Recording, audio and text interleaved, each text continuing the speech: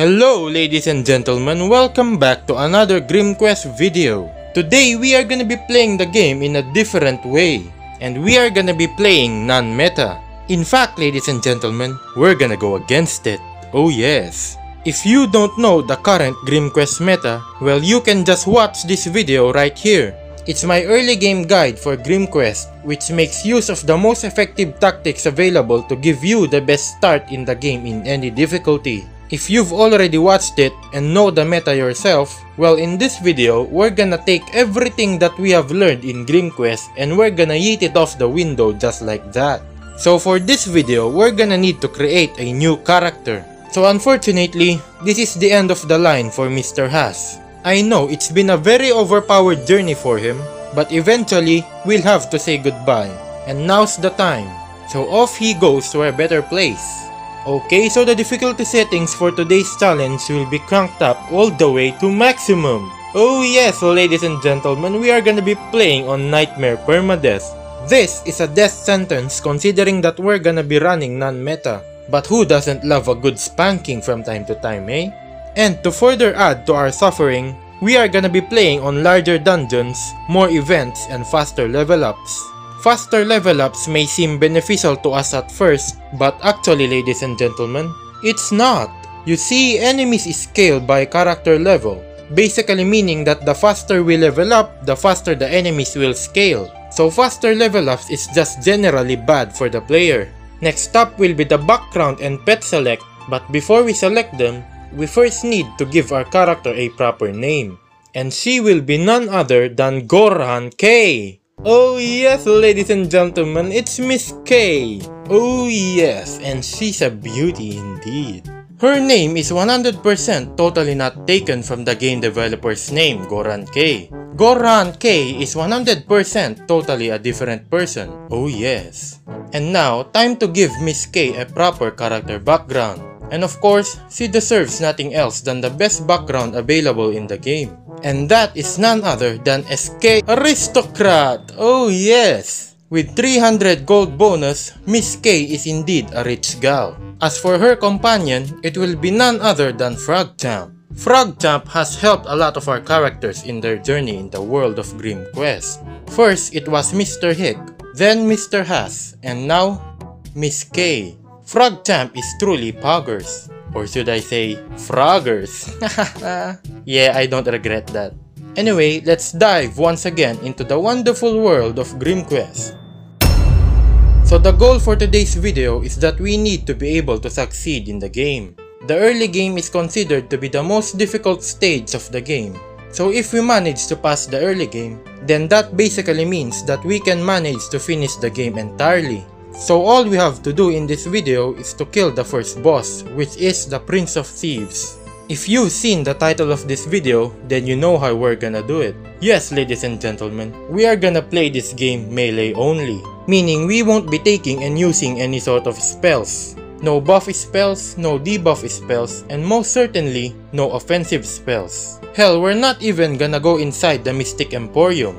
So that ultimately means that skills are the only abilities we're allowed to take. So let's go to the guild house. With Aristocrat as our background, we are able to take 2 skills on day 1. So naturally, we are going to take Flurry and Savage Strength for our first and second skills. With the remaining money that we have, we are going to spend all of it on potions from the shop. And just like that, we're ready for our first dungeon run. Since we are playing on Nightmare Permadeath, we need to be extra careful especially when it comes to picking and choosing fights, as well as management in potion usage. We certainly can't take on 1v3s as we're gonna be losing a lot of health from trio fights. So it's best that we avoid 1v3s and just retreat if ever one shows up. Remember, choose your fights wisely and you shall succeed nicely.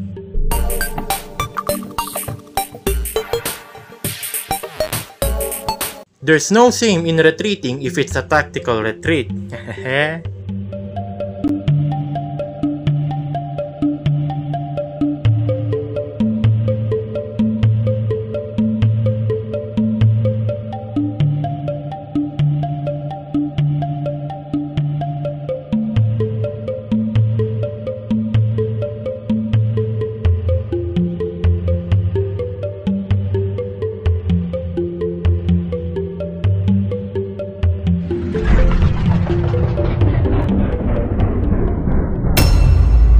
Alright, it's been a short while.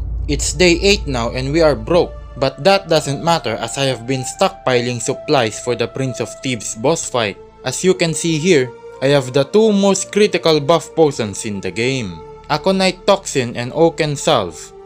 Aconita and Aconite Toxin increases our base physical damage. Oaken Tea and Oaken Salve increases our armor. These buff potions are extremely important and must be prioritized to be bought in the shop if ever they appear. I am currently saving these 4 buff potions for the boss fight. I have also stockpiled quite a few health potions right here, as well as a few Troll Bloods. This Troll Blood serum will be a huge help when it comes to constant health recovery. It works up a really good HP sustain, so grabbing them even from the shop makes it worth it. And an extra steel ingot for blacksmith upgrades. You might ask me, why steel ingots and why not omnium crystals? Well, ladies and gentlemen, the simple answer is rarity. Steel ingots are more common and can appear in the shop, while crystals or essences can only be dropped as loot. Remember, we are not using any spells and we need to be able to upgrade and increase our damage output as we progress in the game. And the only way we can increase physical damage is by blacksmith upgrades, savage strengths, and weapon equipments, which, if you don't know, is very difficult. If we are going to wait for crystals or essences to drop from dungeons, then we will lag behind in damage output. So for this run, we will have to make use of steel ingots to properly scale our damage to enemies.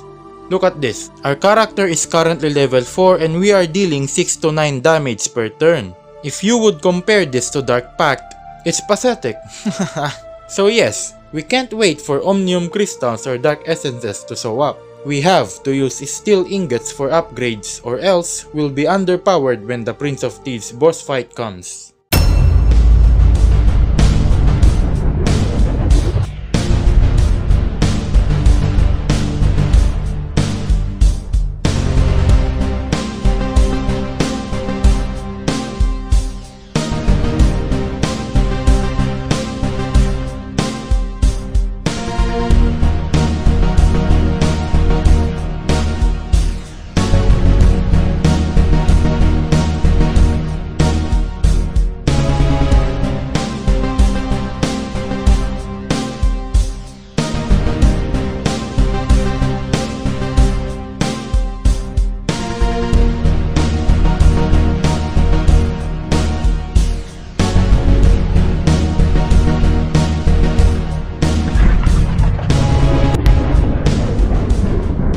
Alright, it's day 10 and our character is level 5 now, meaning that we have unlocked an extra skill slot and can now take a 3rd skill. Of course, we are gonna be taking Outdoorsman for our 3rd skill. Outdoorsman is overall useful and effectively acts as free healing each dungeon run. If you don't want to take this skill, then I genuinely don't know what's wrong with you. Alright, we are about ready to take on the Prince of Thieves. There's nothing much we can do now. Just one more blacksmith upgrade at level 6 before we face him next. Hopefully 6 to 9 damage is enough to defeat him.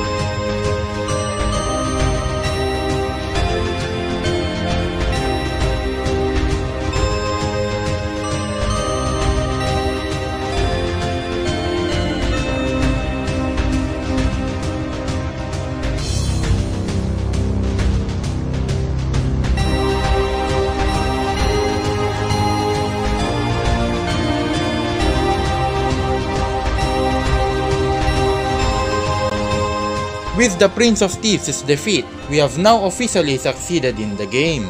Oh yes, ladies and gentlemen, we have done it. We have succeeded in the game running a melee-only character.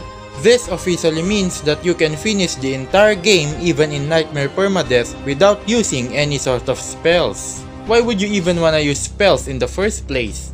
Spells are garbage. Imagine using spells, bro. That's so cringe.